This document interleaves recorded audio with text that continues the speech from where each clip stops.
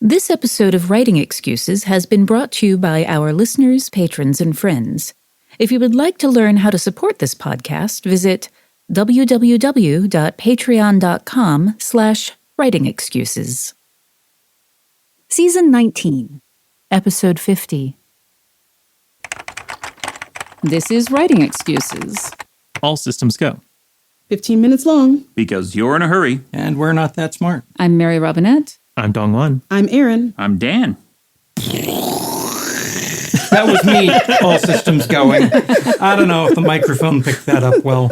Well, with that rocket launch Foley work, we this week are talking about complex plot structures. So we're kind of talking about science fiction and some fantasy, especially space opera and epic fantasy. And really, it's how do you have multiple plot threads moving at the same time?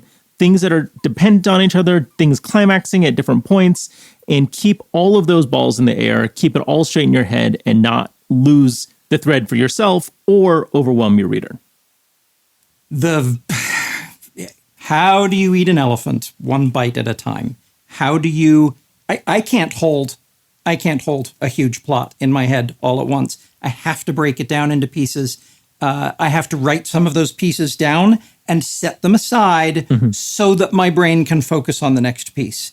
That lesson in and of itself was the one that was the hardest fought and took the longest to learn, because I thought the whole story should just birth itself fully formed from my mind onto the page, and complex plots don't go that way for me. One of the things that I find is that if I look at the kinds of problems that I have on the page, that it is possible for me to discovery write my way through a thing. Thinking back to the lessons that we learned from Memory Called Empire, one of the things that you can do is create barriers and problems with escalations of existing problems that you already have established. So if you are already dealing with, oh no, our ship is overheating, then what are the cascading effects of that overheating? It's not just that it's overheating, it's also going to fry out something else on the ship. And so that allows you to escalate without introducing, and now there's another ship that's attacking us, which is a totally new thing that now you're also going to have to manage and solve by the end. So if you can look at existing problems and just escalate them, I find that that's one of the ways that you can balance having multiple threads going on at the same time. When I first started reading science fiction, I worked fast food. And the most impressive crisis I could have was when 3 timers went off at once. Oh no, the fries need to come up. Oh no, the patties need to be turned. Oh no, the buns need to be pulled out of the toaster. I cannot do all 3 of these at the same time.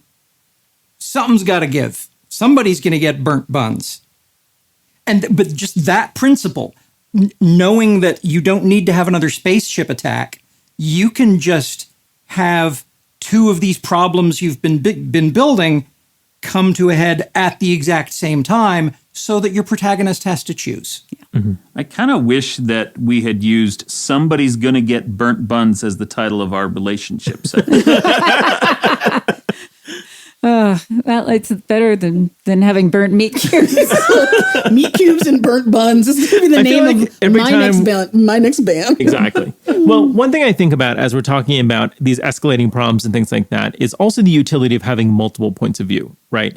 You can have somebody on the bridge of your starship observing things going wrong, and then you can cut to the person in the engine room dealing with the fire, and then you can cut to the person at the weapons console realizing they don't have any power for the phasers, right? You can use all of these things to show different sides of a crisis and then introduce more micro problems as each of them are dealing with the core thing, which is something's wrong with the engines. And on the flip side of that, if you were writing something that has a single POV, the fact that they do not know what's happening in the other places can become the source of the microtension, as they're aware of the fact that the lack of information is making things worse. And that's also, I think, a fun thing to play with. Yeah. When my phone rings and Discord beeps and an email arrives all at the same time, and my brain says, one of those beeps was important. Which one? Which one? Which one? That's when I just silence all notifications. Yes. I will tell you a trick that I will use in cases where I am writing single POV and I know that things are going wrong in another part of the ship, I will sometimes write that scene, count it for my total word count, even though I'm not going to use it in the book, because it helps me place where people are and what else is happening so that my character is reacting to something that is more grounded. Those kinds of writing exercises are so valuable, and I wish more people did them. So many writers, and I was the same way when I was starting out, we still have that kind of junior high mentality of, if I write this, I'm going to use it. I'm not going to waste a single second of my life writing words that I will never publish. No, those kinds of free writes can be so valuable. And in a case like this, where you're trying to juggle many sides of a problem or multiple different plot lines going at once, they can be incredibly helpful. It's also a really good exercise to do with your antagonist. I'm going to be a little chaotic here and throw something sort of counter to this in, which is one of my hobby horses in general is people are too rigid in how they think about POV. They always think it has to stay just this POV. If I shift it all, then it's breaking the structure of the book. All the time I see writers be more fluid with it. And so sometimes, even if you're primarily one POV, sometimes slipping into another person just for a couple paragraphs or jumping into the antagonist's head for 3 paragraphs a page, a scene here or there, it can do so much to make your world feel richer, more lived in, to understand the shape of the problem better.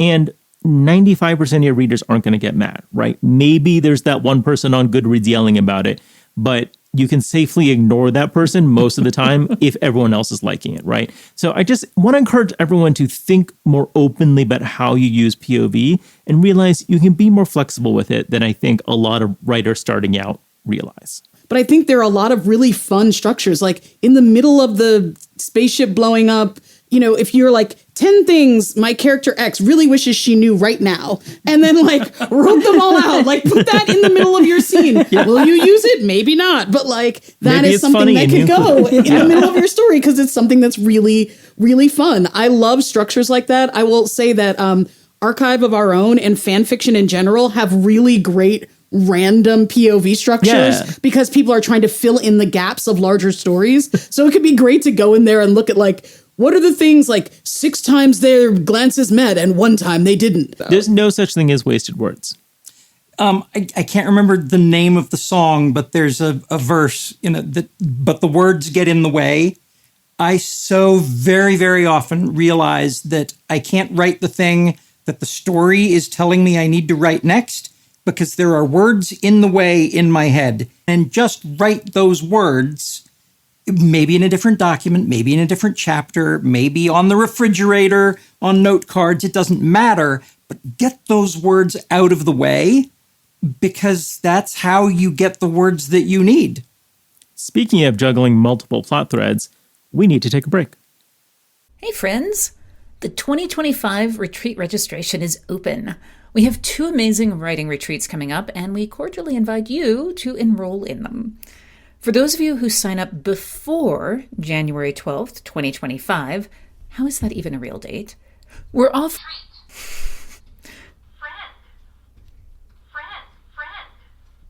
As you can probably hear my cat say, we've got a special treat for our friends. We're offering a little something special to sweeten the pot. You'll be able to join several of my fellow Writing Excuses hosts and me on a Zoom early bird meet and greet call to chit-chat, meet fellow writers, ask questions, and get even more excited about Writing Excuses retreats. To qualify to join the early bird meet and greet, all you need to do is register to join a Writing Excuses retreat. Either our Regenerate retreat in June or our annual cruise in September 2025. Just register by January 12th. Learn more at writingexcuses.com/retreats. Laboratory Conditions is a short film starring Minnie Driver and Marissa Tomei, available on the Dust channel on YouTube. Somebody has been taking terminal patients out of the hospital as part of an experiment to prove, once and for all, whether the human soul is real, by trying to trap it. Yes, this is a horror story. It's absolutely delightful. It's just 17 minutes long. Laboratory Conditions, starring Marissa Tomei and Minnie Driver on YouTube. Okay, so now that we've done some talking about how to sort of write those scenes in, how to build tension in them, I'm curious what y'all's tools are for managing those things in terms of your planning or keeping notes of it, right? Howard, we started with this idea that you eat an elephant one bite at a time. And I completely agree that that's how you approach the writing process. How do you make sure that at the end of that process, you have an elephant instead of a pile of gray stuff?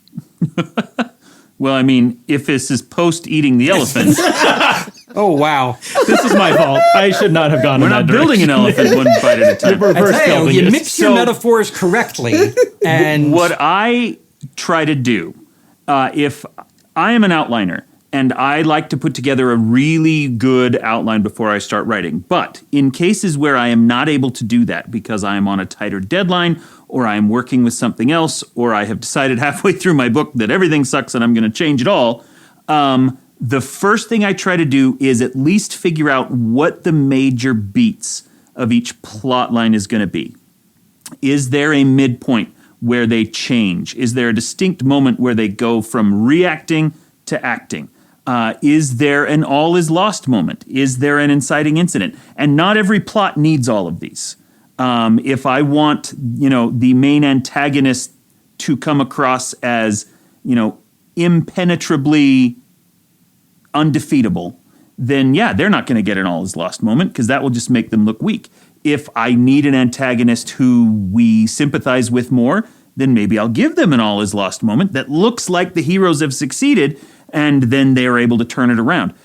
Figuring out what those major beats are. The guy who's going to betray them, at what point does he succeed? Can his victory moment line up with somebody else's all is lost moment and line up with somebody else's inciting incident? And then that way I know that the plot threads all feel complete by the end, and also that they feel like they're part of a larger whole. if I may, tools, whatever tool you decide to use, needs to be a tool that doesn't have a speed bump between you and it. Now is not a great time to try to learn Scrivener or Excel. For me, whatever works the fastest for, maybe it's note cards. Scribble a thing, set the card next to me. Scribble a thing, set the card next to me, and then get moving. For me, as long as the tool doesn't have a speed bump, because the speed bump, I'll derail myself. I'm like, oh, you know what? I should go through this Scrivener tutorial. I should go through. No, that's time I'm taking away from my words. Yeah. So I will just put square brackets in my text. Often I will do thinking inside the manuscript, where I'm like, what is the next thing that happens? What is my protagonist thinking about right now? What is the next thing that they need to do? And I'll just square bracket it and put it directly in that scene and cut it out later. I count it for my total words. But it also helps me find the next thing. The other thing that I'll do, I have two other things. One is breadcrumbs, which is at the end of a session, I will leave kind of notes to myself about, okay, next scene, Elma and Nathaniel surface, some smooching happens. And I will also, going back to Dan's point about, dark night of the all is lost moment, I'll kick open a new scene in Scrivener, like if I suddenly realize that I'm going to need one of those things, and I'll just put in a placeholder scene. And sometimes I have definitely had things in there that say something like, and later she will use a piece of magic that I have established earlier. It will be plot important. Goes here. And I'm like, I don't know what that piece of magic is. I don't know how it's going to be plot important, but I can feel that moment is going to be, is a necessary moment. And so I'll just mark it for myself until I get to it. I I'm a little chaotic with it, I'll be honest. And so when I'm writing really quickly, I do it in a PowerPoint, but you could do it on note cards. I don't know. I just like PowerPoint. Is that I will, as I'm writing, be like, oh, I did a thing. So I'll be like, oh, and here they are in the tavern. Has a microwave. And I will write like, I invented fantasy microwaves. And it'll be a note to myself so that later I can look at it and be like, oh yeah, I did find it. Since I invented fantasy microwaves, I could put my meat cubes in there in a later scene. What does the meat cube fear more than the fantasy Now microwave? I need to invent fantasy packets of top ramen. Oh my. The great thing about a fantasy microwave is that the inside of the meat cube is just as hot as the outside. It doesn't stay frozen. Yes, absolutely. And so keeping track of what I have done is great because I also tend to write the notes with that level of joy. And so when I'm not happy in the middle of writing something, I can go back and be like, I was so clever. I invented cool things. I'm a cool writer. I should write more. I find when I'm going back and rereading, I find at the end of almost every one of my chapter files a section called Boneyard that I have to remember to clean up, which is when I looked at a paragraph and thought, oh, this isn't right and I don't know how to fix it. And the temptation is just delete the whole thing. No.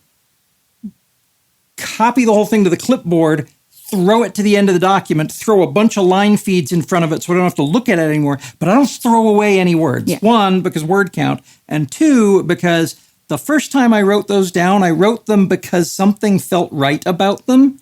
I may need them later. And it's a silly tool, but it's super fast to use. You know, as we were talking, and the fantasy microwave just made me remember another tool of science fiction and fantasy we have not been talking about that is extremely useful, which is the sense of wonder. And this is actually a place that's really great for getting word count, because one of the ways you generate a sense of wonder is by letting your character really sink into a moment and unpacking it and spending a lot of words on, this is a really cool, amazing thing, giving your character big emotional reaction to it, showing the way it's in use. And that is so important for this specific issue of how can you juggle a giant, complicated story, because it is so easy to get blinded by the complexities of your story and the needs of the plot that you forget those kinds of character moments. Mm-hmm. You need to slow down. You need to let them be in awe of the forest or the spaceship or whatever. You need to let the characters breathe and react to things instead of just running from one plot point to the next. If you go back through the episodes we recorded this year for the close readings, you'll find tons of these moments, whether it's Memory Called Empire or Time War, where they really slow down and let the climactic moments breathe, right? And so one trick to, a lot of things we're talking about are about creating a sense of freneticness, creating all this tension as these different things stack. But one thing you can do is let those individual moments breathe. And so when you move on to the next one, people have a more complete understanding of the problem. And so the next layer of complexity is that much scarier, is increasing the tension that much more. Just because your characters feel panicked doesn't mean you should or the reader necessarily should. Sometimes letting people breathe into the moment increases our tension and fear over what's happening. If you take the time to introspect, to remember when you have felt wonder about something. Late 2023, I became a grandfather, holding my grandson, sense of wonder. Late 1990s, walked in New York City for the first time, stared up at the big buildings, sense of wonder.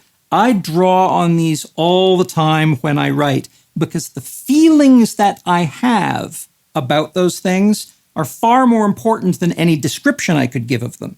And once you get in touch with how those sorts of things make you feel, you'll have the tools you need to write them so that your readers feel them. And if you can make your reader feel a thing, you win.